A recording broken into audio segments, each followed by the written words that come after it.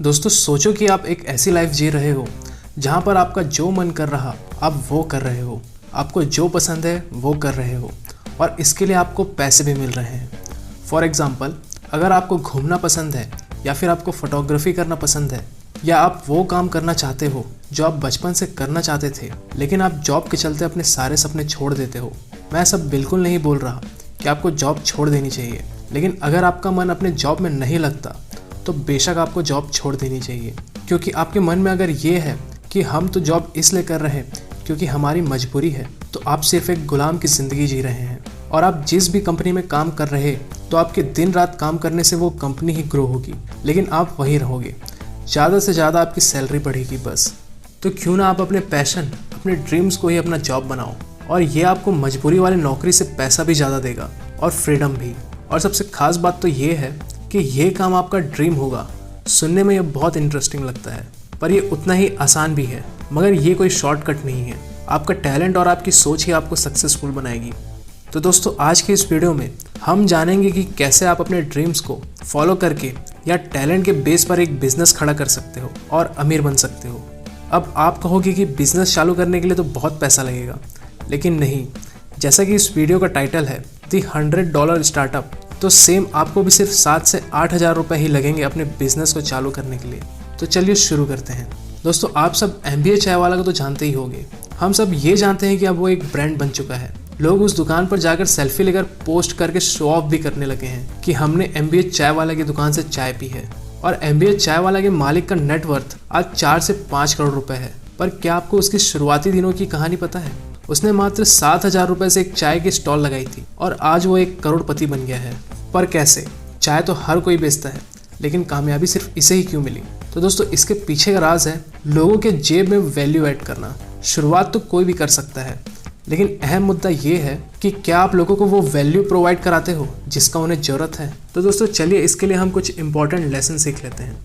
Lesson 1, the convergence. दोस्तों, इसका simple सा मतलब है कि ये बिल्कुल ज़रूरी नहीं कि आपका जो पैशन है तो वो दूसरों को भी इंटरेस्टिंग लगे। मतलब कि आपको ये देखना है कि क्या आप अपने पैशन के साथ साथ लोगों की ज़रूरतें या उन्हें कुछ वैल्यू दे रहे हैं या नहीं। इसके लिए हम 2 सर्कल लेते हैं।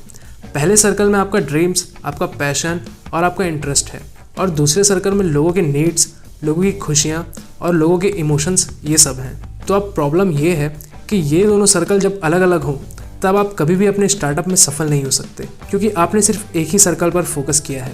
और ज़्यादातर लोग यही गलती करते हैं। मगर क्या हो अगर हम इन दोनों सर्कल को कन्वर्ज कर दे? तो अब जो बीच वाला पार्ट है वो आपको बनना है।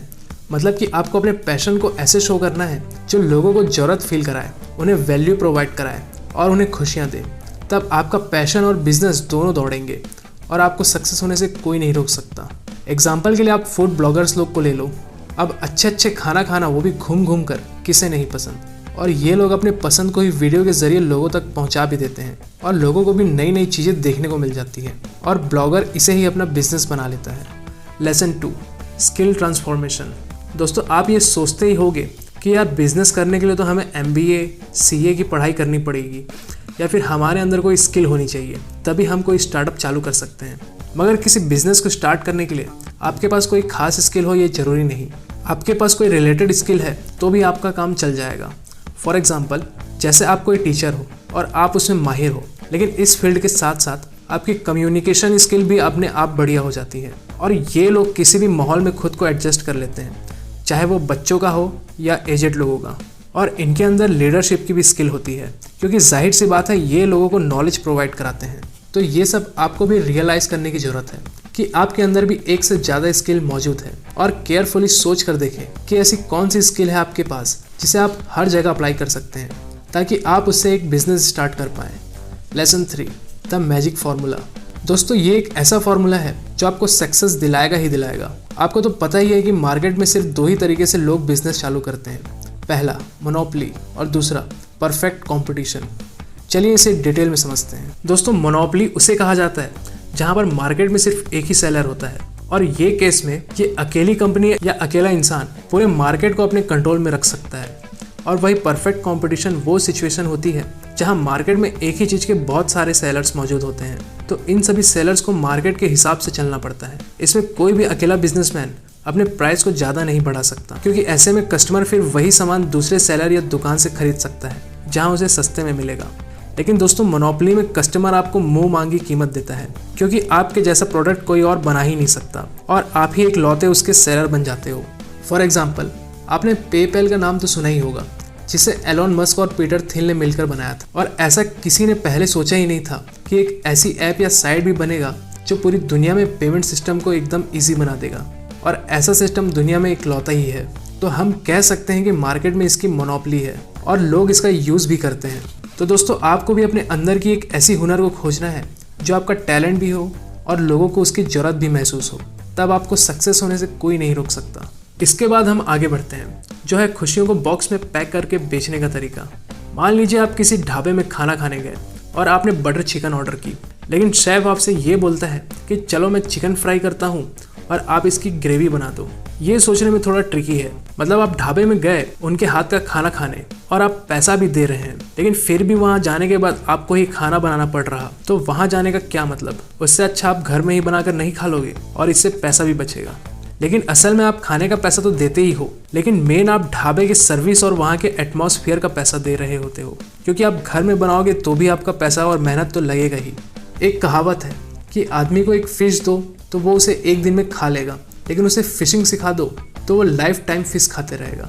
और यही बात है कि ज़्यादातर कस्टमर फिशिंग नहीं सीखना चाहते, उन्हें फिश उनके प्लेट में ही रखी हुई चाहिए। और इसी बात का तो आपको फ़ायदा उठाना है। आपका बिहेवियर, आपकी सर्विस और आपका क्वालिटी, बस यही तीनों चीज़ों के कारण कस्टमर आपसे जुड़ जाता है। दोस्तों, चलिए आगे बढ़ते हैं। अब एक सवाल करते हैं कि आखिर ये बिजनेस का आइडिया आता कहाँ से है। तो इसके 3 जवाब हैं। पहला, इनएफिशिएंसी, मतलब कि मार्केट में जब कोई प्रोडक्ट अपनी क्वालिटी या अपनी क्षमता को कम या खोने लगता है, तब नया प्रोडक्ट हमेशा उसकी जगह ले लेता है। जैसे FMCG सेक्टर में अभी पतंजलि सबका बिजनेस खाते जा रहा है। दूसरा है न्यू टेक्नोलॉजी। दोस्तों, जब ये नए नए स्मार्टफोन आए थे तब पूरी मार्केट ही चेंज हो गई थी। कई सारे डेवलपर्स आए और नई नई जॉब्स खुली और मार्केट में उन लोगों की डिमांड बढ़ी जिनके अंदर ये स्किल्स थे। तीसरा है साइड प्रोजेक्ट्स। दोस्तों, अपने बिजनेस को कभी भी लिमिट में ना रखें। मतलब आप जब भी नोटिस करोगे कि आपका बिजनेस अब सही चल रहा, तो इसके साथ साथ आपको साइड प्रोजेक्ट पर भी काम करते रहना है। दोस्तों, ये सिर्फ एक एग्जाम्पल है। आपका इनोवेशन आपको खुद पता होना चाहिए। अब आगे बढ़ते हैं और जानते हैं कि कस्टमर आखिर कौन होते हैं और उन्हें क्या चाहिए। सबसे पहली बात, आपको ऐसा प्रोडक्ट बिल्कुल नहीं सेल करना है जो किसी पर्टिकुलर इंसान के लिए हो। मतलब कि आप ये देखिए कि आपका प्रोडक्ट सभी एज ग्रुप या लड़के लड़कियों सभी के लिए काम आना चाहिए। आपको ऐसा बिल्कुल नहीं करना है कि आप सिर्फ लड़कों के ही काम लायक सामान बेच रहे हैं या सिर्फ लड़कियों के। आपको ऐसा प्रोडक्ट लाना है जो सभी की जरूरत बने। और दोस्तों, कोई भी कस्टमर हर बार सही नहीं होता। मतलब अगर कोई ग्राहक आपके प्रोडक्ट की नेगेटिव रिव्यू दे रहा और वो आपको सजेस्ट कर रहा इसे बदलने की, तो सबसे पहले आपको ये देखना है कि वो कस्टमर कौन है और क्या उसे इस फील्ड का नॉलेज है भी या नहीं, या वो सिर्फ ऐसे ही आपके प्रोडक्ट की बेइज्जती कर रहा है। तो आपको ऐसे लोगों की बात पर ध्यान बिल्कुल नहीं देना है। दोस्तों, आपको अपने कस्टमर की ज़रूरतों को समझना होगा कि उन्हें क्या चाहिए, और कभी कभी तो कस्टमर खुद ही नहीं जानता कि उसे क्या चाहिए। तो यहाँ पर आपको उसकी ज़रूरतों को बताना है ताकि वो आप पर विश्वास करे और आपकी सर्विस से खुश रहे।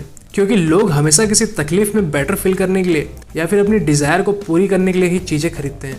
तो इसलिए आप अपने बिजनेस को एक ऐसा तरीका बनाएं जो ज़रूरत के हिसाब से लोगों की हेल्प कर सके। दोस्तों, आखिर में यही कहूँगा कि आप अपना स्टार्टअप खोलो, बिजनेस चलाओ, लेकिन उन लोगों के जैसा बिल्कुल मत बनो जो कहने के लिए तो बिजनेस के मालिक हैं, लेकिन एक्चुअल में वो लोगों की बात सुनकर अपने बिजनेस की डिसीजन लेते हैं। तो आज के लिए बस इतना ही। और दोस्तों, ये समरी मैंने एक बुक के रेफरेंस से ली है जिसका नाम है द $100 स्टार्टअप, और ये बुक आप सभी को जरूर पढ़नी चाहिए। और अगर आपको ये बुक खरीदनी है तो इस बुक की लिंक मैंने डिस्क्रिप्शन में डाल दी है, आप वहाँ से ले सकते हैं। तो मिलते हैं नेक्स्ट वीडियो में। धन्यवाद।